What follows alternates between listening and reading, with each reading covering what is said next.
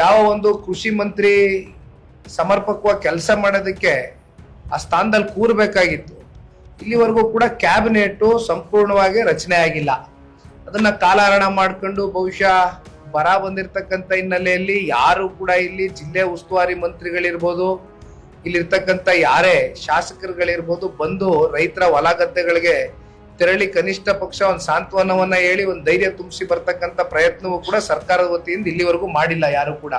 ಸರ್ಕಾರಕ್ಕೆ ಇಲ್ಲಿರ್ತಕ್ಕಂಥ ನೈಜ ಸ್ಥಿತಿಗತಿಗಳೇನಿದೆ, ರೈತರ ಸಮಸ್ಯೆಗಳೇನಿದೆ, ಇದನ್ನ ಯಾವ ರೀತಿ ಬಗೆಹರಿಸ್ಬೋದು, ತಾತ್ಕಾಲಿಕವಾಗಾದ್ರೂ ಸರಿ ಒಂದು ಪರಿಹಾರವನ್ನ ಕಂಡುಕೊಡ್ತಕ್ಕಂಥದ್ದಕ್ಕೆ ನಾವೆಲ್ಲರೂ ಕೂಡ ಬಹಳ ಗಟ್ಟಿಯಾಗಿ ಒತ್ತಾಯ ಮಾಡ್ತಕ್ಕಂಥದ್ದು. ಎಕರೆಗೆ ಕನಿಷ್ಠ ಪಕ್ಷ 25,000 ರೂಪಾಯಿ ಪರಿಹಾರವನ್ನ ಘೋಷಣೆ ಮಾಡಬೇಕಾಗಿದೆ. ಕಾರಣ ಇಡೀ ರಾಜ್ಯದಲ್ಲಿ 70 ಲಕ್ಷ ಸಣ್ಣ ರೈತರು, ಅತಿ ಸಣ್ಣ ರೈತರು ಅಂತಕ್ಕಂಥ ಒಂದು ವರ್ಗ ಇದೆ. ಅದರಲ್ಲಿ 70 ಲಕ್ಷ ಜನ ರೈತರು ಬರ್ತಾರೆ. ಅಂತವ್ರನ್ನ ಇವತ್ತು ಉಳಿಸ್ತಕ್ಕಂಥ ಕೆಲಸ ಮಾಡಬೇಕಾಗಿದೆ. ಕಾರಣ ಅವ್ರಿಗೆ ವ್ಯವಸಾಯ ಬಿಟ್ರೆ ಬೇರೆ ಇನ್ಯಾವುದೇ ರೀತಿಯಾದಂತ ವ್ಯಾಪಾರ ಆಗ್ಲಿ ವಹಿವಾಟುಗಳಾಗ್ಲಿ ರೈತರು ಇಟ್ಕೊಂಡಿರ್ತಕ್ಕಂಥವ್ರಲ್ಲ. ಇವತ್ತು ಬಿತ್ತನೆ ಹಾಕೋದಕ್ಕೂ ನಾನು ಹೇಳಿದೀನಿ, ಸಾಲ ತಗೊಂಬಂದು ಬಿತ್ತನೆ ಹಾಕಿದ್ದಾರೆ, ಮಳೆ ಬರುತ್ತೆ ಅಂತ ಆಶಾದಾಯಕವಾಗಿ ಬಿತ್ತನೆ ಹಾಕಿದ್ದಾರೆ.